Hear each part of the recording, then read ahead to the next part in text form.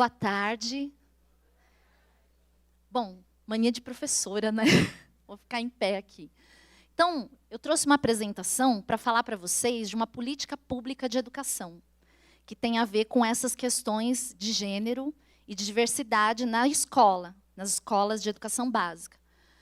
Por que eu vou fazer essa apresentação? Né? Fazendo essa ponte com o tema dessa mesa do porquê devemos discutir feminismo hoje. E aqui dialogando com as minhas colegas, novas amigas que trabalham com esse tema. Primeira coisa que eu queria colocar para vocês é que se hoje nós temos alguma política pública, esteja ela boa, ruim, capenga, né, como eu vou contar aqui para vocês que a coisa está bem capenga, graças às lutas dos movimentos sociais. Elas não caíram do céu. Né?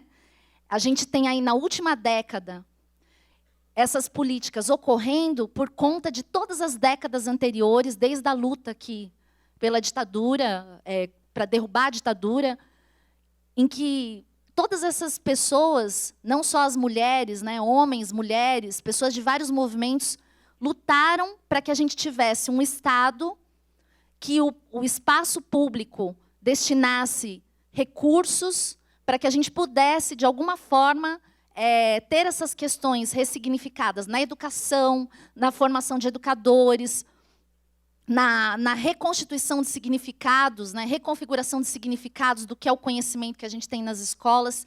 Então, eu vou falar um pouco dessa experiência para vocês hoje, porque depois de tantas lutas e tantas coisas que nós passamos, muitas vezes a gente que trabalha nessas políticas públicas, a gente tem a impressão assim, de que a coisa não anda. E aí, se a gente não tiver esses movimentos organizados, essa pressão externa dos interessados, né, dos educadores, das educadoras, das pessoas dos movimentos, para que isso aconteça, eu, por exemplo, que hoje sou uma funcionária pública, fico só olhando a desgraça armada, entendeu? Tentando fazer de tudo, preenchendo formulário, indo em reunião, sendo vítima da burocracia e as coisas paradas. Então, por isso que eu vim dar esse testemunho de fé aqui para vocês hoje.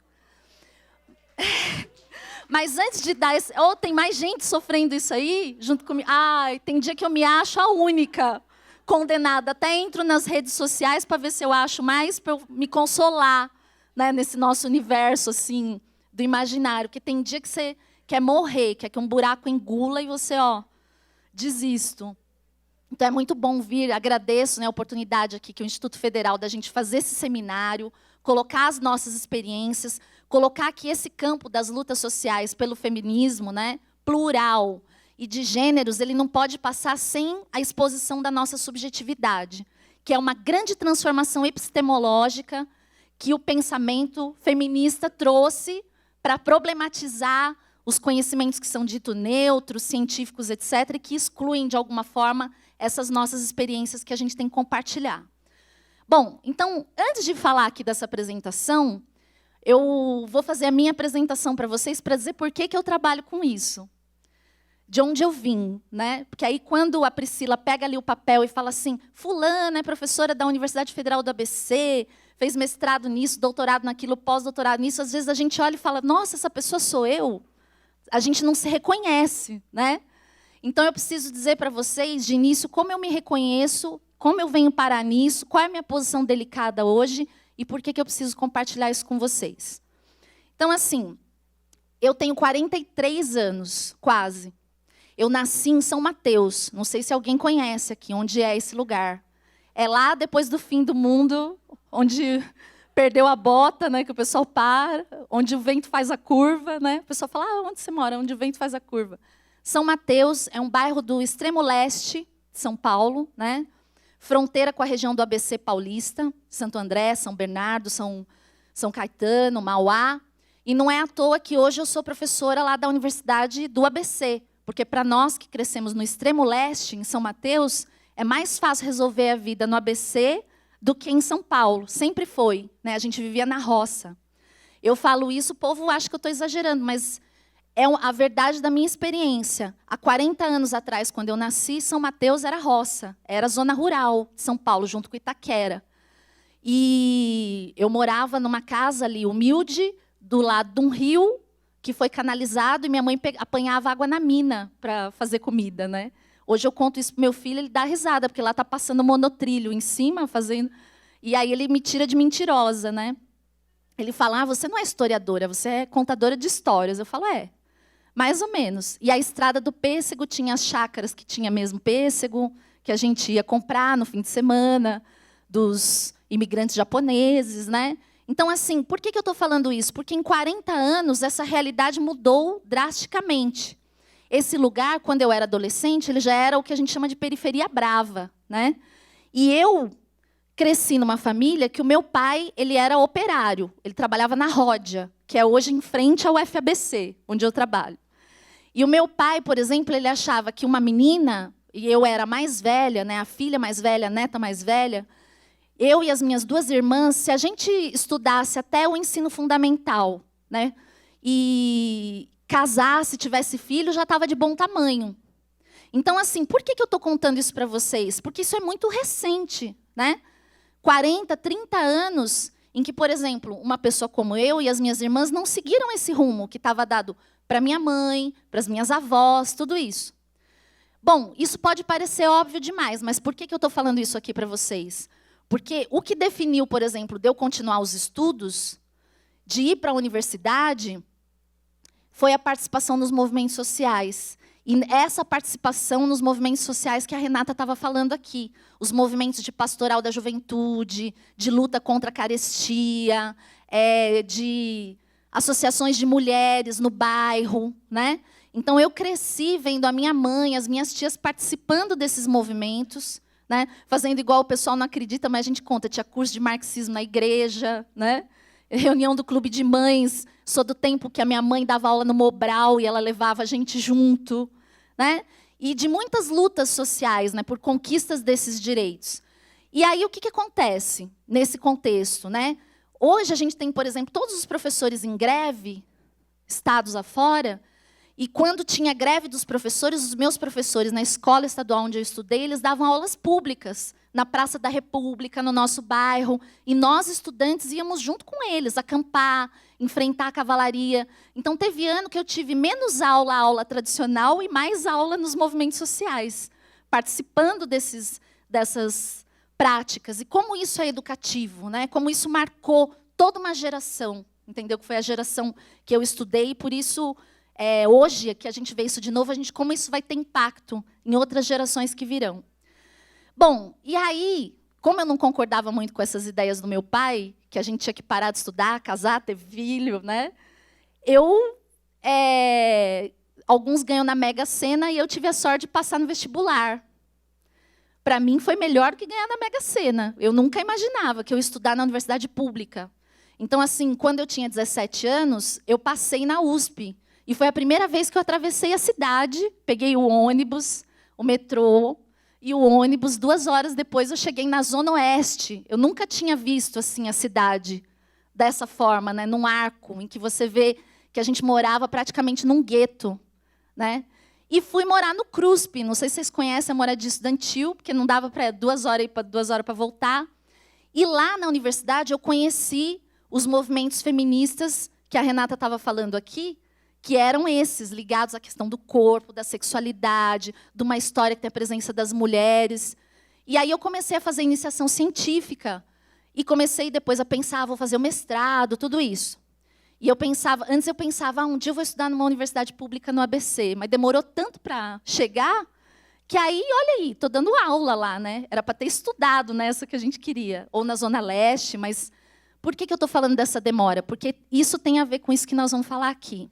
O tempo da nossa vida, o tempo das nossas lutas, é um tempo assim muito curto diante da estrutura que a gente tem na sociedade, que barram as mudanças que a gente quer ver acontecer para as nossas gerações e para as futuras gerações. Então, me apresento assim para dizer para vocês, na universidade, quando eu comecei a pensar na importância da educação, tratar essas questões de gênero, e comecei a pesquisar esses temas, eu via o quanto fazia falta, na nossa formação básica, a gente pensar o que era a nossa condição feminina. E aí eu pensava assim, um dia, se eu trabalhar na universidade, nós vamos fazer vários cursos de formação de educadores e educadoras, né? Nós vamos ter acesso, todo esse conhecimento vai ser disseminado, uma visão bem polianista, bem assim, como a gente fala, otimista. E nesse espírito eu terminei o mestrado, doutorado, né? Comecei a trabalhar na universidade, trabalhei na educação básica, comecei a trabalhar no ensino superior há 15 anos atrás. E assim, a segunda universidade que eu dei aula, não sei se vocês conhecem, é uma universidade no Paraná, se chama Universidade Estadual de Ponta Grossa. E lá foi a primeira vez que eu fui coordenadora desse curso aí, Gênero e Diversidade na Escola. Não sei se vocês já ouviram falar. Isso foi em 2008. Esse curso ele começou a ser organizado pelo CLAN, que é o Centro Latino-Americano de Estudos de Sexualidade, que fica na Universidade Estadual do Rio de Janeiro, o UERJ, em parceria com secretarias de políticas para as mulheres, né, que tem um status de ministério no governo federal, Secretaria para a Igualdade Racial, MEC, ou seja, foi uma articulação interinstitucional, diga-se de passagem, depois que o governo de esquerda assumiu, né, que muitos desses órgãos nem existiam, que a questão foi colocada e pautada, luta de todos os movimentos sociais que colocaram, né, esses grupos no poder. E aí o que acontece? Desde 2005 esse curso começa a ser organizado, começa a ser trabalhado como formação de educadores e educadoras em algumas universidades Brasil afora.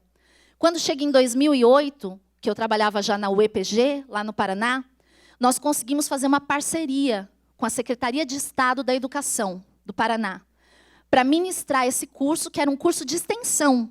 Vejam, a gente tem um quadro lá, tinha um quadro de professores e professoras no Paraná, em que o pessoal tinha um perfil ainda para fazer esses cursos como extensão, nem como especialização. Porque muitos dos educadores e educadoras que trabalhavam lá, alguns não tinham a graduação na área que eles trabalhavam. Eles tinham antigos cursos de magistério, né, que os habilitavam a estar dando aula nas escolas públicas. E aí, quando a gente começou a dar esse curso lá, nós fizemos uma parceria com a Secretaria de Estado e a gente conseguiu, então, junto ao MEC, 1.500 vagas para fazer esse curso em 20 municípios. Uma coisa inédita, assim. Pela primeira vez, esses temas iam entrar na formação dos professores, né? E ia ter um impacto para desenvolver projetos nas escolas, trazer para as escolas os movimentos sociais, levar, né, o público escolar para conhecer os trabalhos, né, dos movimentos sociais, das ONGs, do poder público, né? Todo o impacto na mudança da mentalidade dos conteúdos do que era trabalhado, transversalizando essas questões que foram colocadas aqui. Então, a gente fez esse curso no Paraná, desses 1.500 que se inscreveram, dessas 1.500 pessoas, a gente formou 1.200, né? E, assim, a gente começou a negociar esse curso em 2008, quando ele terminou, era 2010. Por que eu estou falando isso? O curso tinha 2 anos de duração? Não. O curso ele tinha 6 meses. Só que, para acontecer esse curso com 6 meses de duração, a gente enfrenta um périplo da burocracia, das reuniões, dos formulários, do orçamento. Se você quer o orçamento igual a gente queria para fazer o curso em 2009, você começa a chorar em 2008. Aí atrasa. Aí, quando vem aquilo que você tinha planejado já era, você tem que planejar tudo de novo. As pessoas que você tinha selecionado, algumas desistiram, cansaram de esperar, você tem que selecionar de novo. Então, nesse meio tempo, em 2009, eu já trabalhava há 7 anos na Universidade Estadual de Ponta Grossa. 2008, 2009, eu passei 2 anos, desses 7 anos, lutando para ter esse curso. Aí eu vim aqui para a Universidade Federal do ABC. Falei, oba, vamos fazer assim em São Paulo. Né? Cheguei, como eu era daqui, voltei para cá. 2009, passei no concurso, 2010, vim para cá. Falei, oba, vamos atrás disso. Em São Paulo, veja, no Brasil todo, dezenas de estados brasileiros aí, esse curso já tinha acontecido, mediado por universidades federais e até estaduais. Em São Paulo, tinha acontecido por uma turma muito pequena, via a Universidade Federal de São Carlos. Nunca tinha acontecido numa escala como a gente fez no Paraná. E aí eu me perguntava, mas por quê? Né? Bem assim, boba. Porque o governo municipal e o governo estadual não eram alinhados com a política do governo federal, então eles não demandavam esses recursos que estavam disponíveis para formar essa demanda. É importante a gente dizer isso. Por quê? Porque, enquanto no Brasil todo, desde 2005, o pessoal está fazendo esses cursos, e você vê o impacto que isso tem, né, para a reconfiguração dos movimentos sociais, para formar essas novas gerações de estudantes que vão participar das manifestações, etc. Em São Paulo, tinha recurso para fazer, tem demanda, mas aí a Secretaria Municipal, a Secretaria Estadual não tem interesse nenhum em fazer essa política, que é uma política com o MEC, né, um recurso que vem do FNDE, é um recurso para as bolsas, né? Um recurso do orçamento federal. Então, assim, a gente vê como a política local interfere nessas questões. Então, quando eu cheguei aqui, a administração municipal anterior não tinha interesse nenhum nisso. Aí eu falei, putz, vamos começar a ver, né, como é que a gente faz. E aí, o que aconteceu? Quando chegou em 2013... Olha só, parece aquelas histórias de tartaruga. Chegou em 2013, quando já tinha mudado aqui a prefeitura de São Paulo, e o secretário de Educação era o Haddad, ele falou assim, olha, para todas as secretarias, vocês têm que demandar essas políticas de formação de educadores, né? E aí, a Secretaria de Direitos Humanos e Cidadania, que foi uma secretaria criada no governo do Haddad, demandou, entrou em contato com a gente, com o pessoal da Unifesp, com o pessoal da UFSCar, para dizer assim, olha, nós temos 60 mil educadores no município de São Paulo, educadores e educadoras. E nós queremos fazer um plano de formação continuada para atingir assim, 10% desse povo em 4 anos. Dá quanto? 6 mil pessoas. Aí eu olhava e falava assim, nossa, que povo animado, né? Vamos que vamos. Aí, em 2013, a gente começou a demandar esse recurso. Aí a gente conseguiu R$500 mil para o curso Gênero e Diversidade na Escola. Para o orçamento de 2014, 500 vagas. Vejam, de um universo de 6 mil educadores, a gente ia ter o curso, 500 vagas, e conseguiu captar esse recurso. E o outro curso, Educação em Direitos Humanos, 500 vagas, com mais R$500 mil. Isso eu estou falando da Universidade Federal do ABC. Fora o que a Unifesp captou, a UFSCar, etc. Bom, aí a gente conseguiu botar isso lá na pauta do orçamento. Sabe quando esse dinheiro... Isso foi em 2013. Quando esse dinheiro chegou? Final de 2014. Já não dava para gastar o dinheiro, né? E o curso ia ter 3 meses de duração. Depois eu vou passar aqui rapidinho para vocês verem. Quem quiser, depois a gente pode copiar para vocês. O conteúdo, as coisas do curso. Ia ter 3 meses de duração, curso de extensão. No caso da Unifesp, era de especialização. O curso tinha mais de 1 ano. Quando o recurso chega para nós no fim do ano, o que acontece? Não dá mais tempo de fazer o curso. Então, o que a nossa burocracia universitária diz? Olha, nós vamos ter que devolver esse dinheiro. Entendeu? Que nós passamos 2 anos lutando para ganhar 1 milhão, para ter 1.000 vagas, tendo reunião, mandando e-mail toda semana, preenchendo formulário, tal. Chegou no fim do ano. E aí, a gente bateu o pé e falou assim, não, nós queremos o nosso orçamento, queremos fazer esse curso, vamos fazer em 2015 com dinheiro de 2014. Pode, não pode? Aí começa toda uma peregrinação, né? Uma romaria nas portas das salas, dos burocratas, dos gabinetes, para saber como é que faz para ficar com o dinheiro. Aí nós descobrimos lá na Federal do ABC que a gente tem uma fundação que faz um manejamento dos dinheiros lá das verbas. Quando eu falo isso para vocês, eu falo assim, faz assim, porque para mim, veja, eu sou historiadora, eu estou na coordenação pedagógica do curso, tudo isso é uma caixa preta, né? Eu tenho que ficar correndo atrás e perguntando como é que o meu dinheiro não vai embora.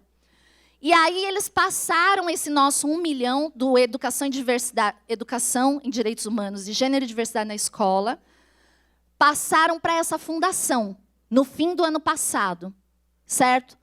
Aí eu falei, oba, agora vai sair nosso curso, 2014. Aí o que acontece? Para dar esse curso, que eu vou explicar aqui para vocês, rapidinho, que o meu tempo, né? 5 minutos? 5 minutos só.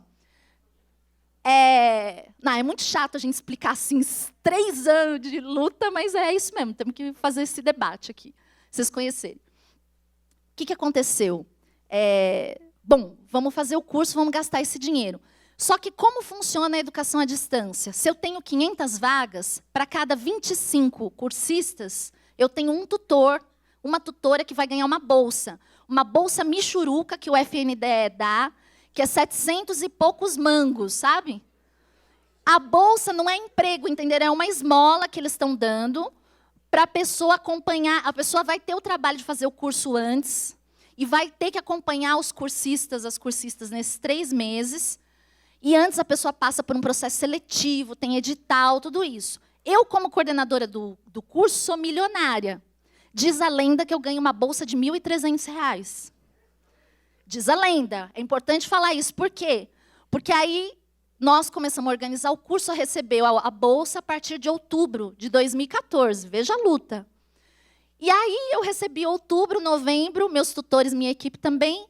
E dezembro, janeiro, fevereiro, março, abril, que dia nós estamos? Maio. Nada. Aí imagina eu que tinha feito a formação de tutores, selecionado lá as pessoas, pagando com o dinheiro do meu bolso cafezinho, entendeu? Que é sempre o que a gente faz, carregando os material no nosso carro, pagando a gasolina. É a vida nossa, assim, que sai, o povo assim está nos movimentos e está trabalhando no Estado, pagando do seu salário para fazer as coisas acontecer. Você fala assim, nossa, minha vaga no céu está garantida. Pelo menos isso, né? Todo dia eu falo, obrigado, Senhor. Estou fazendo a minha caridade. Bom, aí o que acontece? A minha equipe selecionada, certo? Fala assim, ó, não estou recebendo nada, não vou fazer mais nada. Então, todo aquele trabalho que eu tive de selecionar as pessoas, e mais, tem gente que vai me pôr no pau, vai me levar para a comissão de ética da universidade falando assim, essa mulher não paga minha bolsa. Aí eu falo, gente, não sou eu que pago a bolsa, quem não paga a bolsa é o FNDE. Entenderam? É o MEC. E o nosso dinheiro, enquanto isso, R$500 mil, R$1 milhão, está lá nessa fundação para especulação financeira de alguém. Porque o dinheiro está parado lá, 1 milhão, meses e meses, alguém está ganhando com isso. Certo? Então, agora que acabou meu tempo, eu vou passar aqui rapidamente para vocês, só para vocês verem o que era o curso.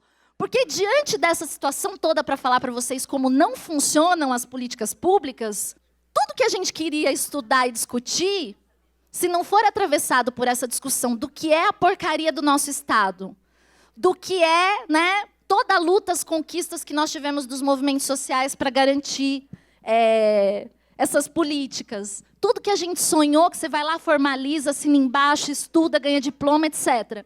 E na hora do vamos ver, a gente não tem nem cara para defender mais as coisas, entenderam? Bom, enfim.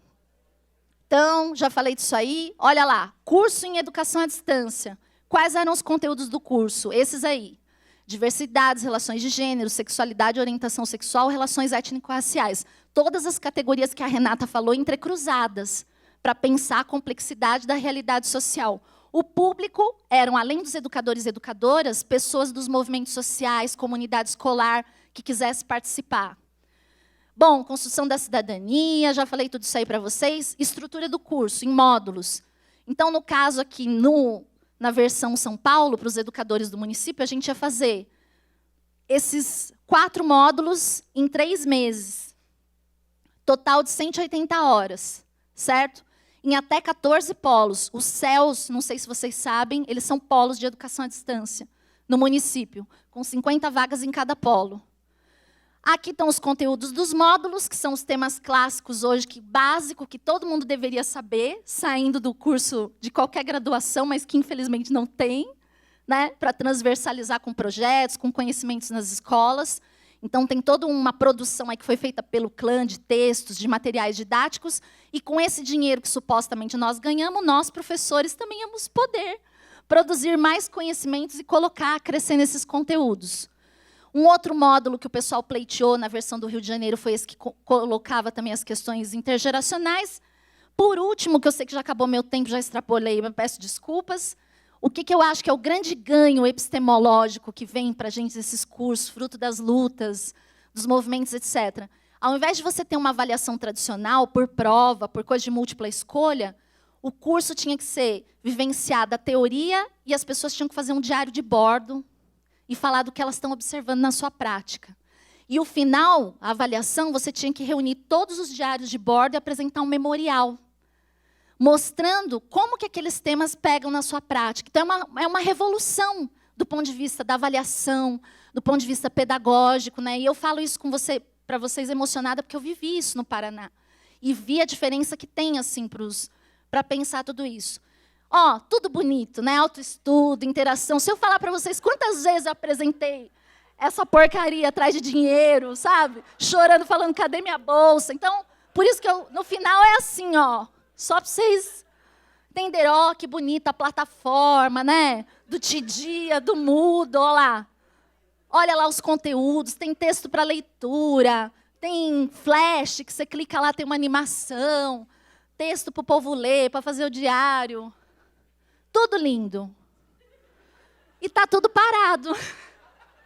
Então, eu vim aqui hoje, nessa mesa, né? Por que devemos discutir feminismos? É porque é assim, olha. Todo dia a gente tem as agressões, as violências, criança desde pequena se lascando, né? Com os preconceitos. Isso aqui é para mudar a mentalidade, a experiência, né? E a forma de trabalhar de vários educadores. Mas, infelizmente, a gente tem muito discurso e pouca prática para levar a sério esse nosso trabalho.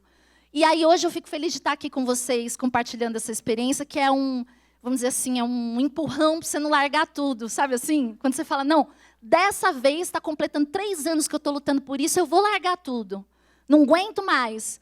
E aí você vem aqui, enquanto o pessoal falando, não, vamos lá, dá a mão, né? Lembro da pastoral da juventude, assim. E vamos, né? Fazendo esse nosso trabalho. Muito obrigada.